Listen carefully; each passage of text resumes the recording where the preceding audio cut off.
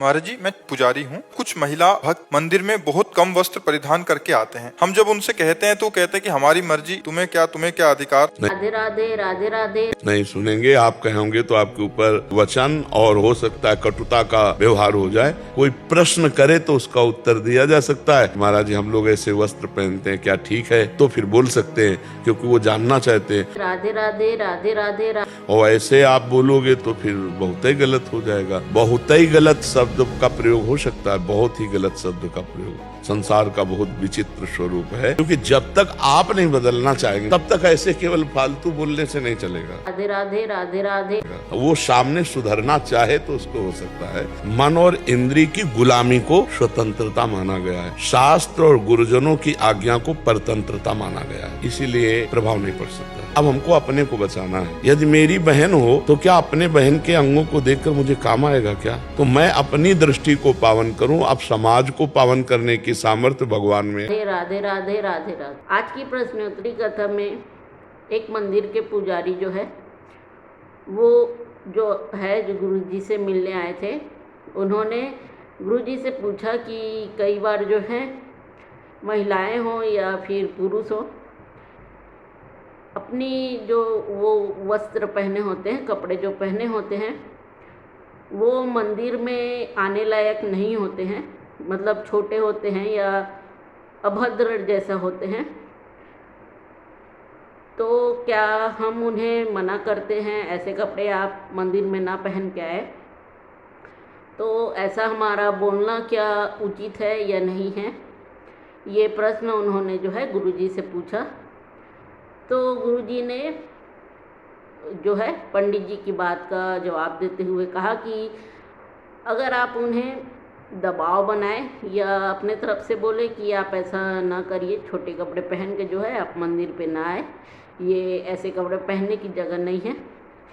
अगर आप ऐसी बातों का मतलब ऐसी बातें करेंगे तो सामने वाले जो हैं वो आपसे शायद गलत तरीके से बात करें, मतलब ऐसे कठोर शब्दों का प्रयोग करते जो आपको सुनना उचित ना हो, बिल्कुल भी अच्छा ना लगे आपको। तो ऐसी बातें आप जो है ना करें। हाँ, अगर सामने से आपसे पूछा जाए कि अगर हम ऐसे कपड़े पहन के आ रहे हैं तो क्या वो ठीक है या नहीं, तो आप ज़रूर से जवाब दे दीजिएगा कि ऐसे कपड़े जो पहनना है वो ठीक नहीं होता। और गुरुजी ने ये भी कहा कि अगर सामने वाला इंसान अपने आप को बदलना ही नहीं चाहता है, अगर वो सही गलत में पहचान ही नहीं करना चाहता है, तो आपका उन्हें बोलना, सामने से होके जो उन्हें बोलना, ये सब सही नहीं होगा, ये गलत होगा। क्योंकि वो अपनी मर्जी के मालिक होते हैं और जो इंसान बदलना चाहता है वो खुद से ही बदलता है।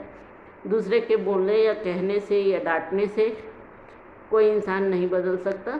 जब तक कि वो खुद अपनी मना स्थिति को सही गलत की पहचान करा के उसे बदलना ना चाहे, तब तक वो जो है बदल नहीं सकता। और दूसरी बड़ी बात गुरुजी ने ये कही कि आप अगर आपके घर में अगर आपकी छोटी बहन है या बड़ी बहन है, अगर वो ऐसा कुछ कपड़ा पहनती है तो भी आपकी जो नज़र है वो अपनी बहन की ओर तो ख़राब नहीं होंगी।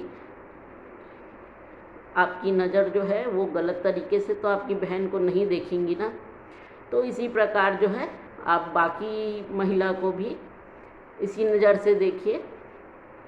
अपनी नज़र को ख़राब करना नहीं करना, अपनी नीयत को ख़राब करना या नहीं करना, ये हमारे ऊपर होता है।